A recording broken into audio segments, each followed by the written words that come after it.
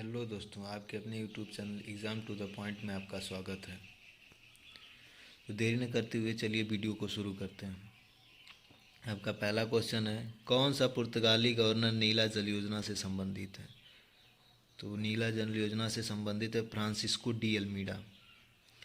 इन्होंने भारत में पुर्तगाली ईस्ट इंडिया कंपनी की स्थापना भी की थी, जिनका कार्यकाल 1505 से 1509 तक था। इस योजना के अंतर्गत पुर्तगाली नौसेना का हिंद महासागर पर आधिपत्य हुआ। इस योजना को ब्लू रेड वाटर पॉलिसी भी कहते हैं। पुर्तगाली ईस्ट इंडिया कंपनी का संस्थापक अल्बुकर्क था, जिसका कार्यकाल 1509 से 1515 ईस्वी तक था। इसने 1510 ईस्वी में गोवा को बीजापुर के शासक आदिल शाह से छीन लिया और गोवा को राजधानी बनाई गई 1530 ईस्वी में, जिसका तत्कालीन गवर्नर निन्नो डी कुन्नो था। पुर्तगाली ईस्ट इंडिया कंपनी की पहली कोठी कोचीन के यानी केरल में बनी। पुर्तगाली ने भारत में किस फसल की खेती की? तंबाकू, आलू, मक्का। पुर्तगाली ने ही पहली बार प्रिंटिंग प्रेस लाया और तंबाकू पर प्रतिबंध लगाया जहांगीर ने, जो उस समय का शासक था। रूस को G8 से कब बाहर कर दिया गया था? तो रूस को G8 से 2014 में बाहर कर दिया गया था। G8 की स्थापना 1975 ईस्वी में हुई थी। प्रारंभ में इसमें कुल देश 6 थे, जिसमें Japan, Germany, Italy, France, Britain, America. इसमें 7वां देश जुड़ा कनाडा, जो 1976 में जुड़ा, और 8वां देश रूस जुड़ा, जो 1997 में जुड़ा। बाद में रूस को G8 से बाहर कर दिया गया क्योंकि रूस ने यूक्रेन के एक शहर क्रीमिया पर कब्जा कर लिया था। वर्तमान में G8 का नाम G7 है। इसका मुख्यालय नहीं है। और रूस की मुद्रा का नाम रूबेल था, रूस की राजधानी मॉस्को है। अगला क्वेश्चन है, भारत में हुआ नील विद्रोह किस राज्य से था? तो नील विद्रोह बंगाल में 1859 में हुआ था।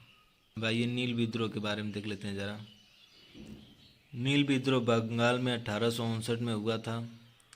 यह स्थानीय किसानों के द्वारा नील की खेती न करने के कारण हुआ था। लोग खेती करने से मना कर दिया था। इसमें नेता थे दिगंबर विश्वास। समर्थन पत्रिका थी हिंदू पैट्रियाट। हिंदू पैट्रियाट के संपादक हरीश चंद्र मुखर्जी थे। इस विद्रोह पर लिखी गई किताब नील दर्पण थी, जिसके लेखक दीनबंधु थे। गांधी जी द्वारा नील की खेती का विरोध किया गया था। तो बिहार में गांधी जी के द्वारा नील की खेती पर विरोध किया गया था, जो चंपारण सत्याग्रह संबंधित है, 1917 में हुआ था। गांधी जी को बिहार बुलाया था रामकुमार शुक्ल जी ने, और 1859 में भारत का वायसराय लॉर्ड कैनिंग था। का अगला क्वेश्चन है, लोहे में कार्बन की मात्रा सर्वाधिक होती है, यानी किस लोहे में कार्बन की मात्रा सर्वाधिक होती है? तो ढलवे लोहे में यानी कच्चा लोहा में कार्बन की मात्रा सबसे अधिक होती है। यही कारण है कि ढलवा लोहा ठोस और भंगुर होता है। जिस लोहा को जितना कम कार्बन वह उतना अच्छा लोहा होता है। अब आते हैं लोहे के प्रकार देखते हैं। लोहा 2 प्रकार का होता है, ढलवा लोहा, पिटवा लोहा। पिटवा लोहा में कार्बन की मात्रा न्यूनतम, जबकि ढलवा लोहा में कार्बन की मात्रा अधिक होती है। देखिए, लोहा और प्लस क्रोमियम मिलके इस्पात बनते हैं। यह एक जंग रोधी लोहा होता है इस्पात। दुनिया का सबसे भारी। आइए आपका अगला क्वेश्चन देखते हैं। मिट्टी के अध्ययन को विज्ञान की किस शाखा के अंतर्गत रखा है? तो मिट्टी के अध्ययन को विज्ञान की जिस शाखा के अंदर रखा गया उसका नाम है पैडोलॉजी। और चट्टान का अध्ययन पेट्रोलॉजी, फूल का अध्ययन एंथोलॉजी, फल का अध्ययन पोमोलॉजी, और पक्षी का अध्ययन ऑर्निथोलॉजी कहते हैं। और जबकि जल का अध्ययन हाइड्रोलॉजी कहलाता है।